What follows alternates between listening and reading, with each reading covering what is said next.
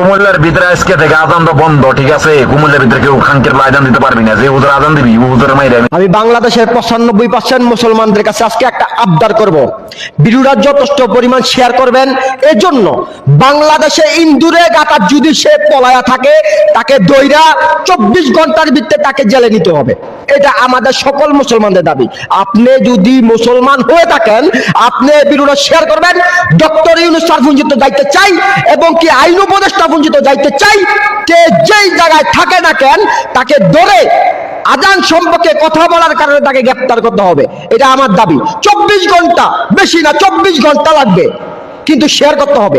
তুফানের গতিতে, বৃষ্টির গতিতে, যেমন টেকনাফ থেকে তেঁতুলিয়া পর্যন্ত প্রতিটা আনাচে কানাচে যেমন ভিডিও চলে যায়, সে কোন জায়গা আছে তাকে ধরে, আমরা একটাই দাবি বলবো, 95% মুসলমানের দেশে যদি এই সমস্ত কথা বলতে পারে তাকে যে কোনো জায়গাতে থাকুক তাকে ধরে আনতে হবে।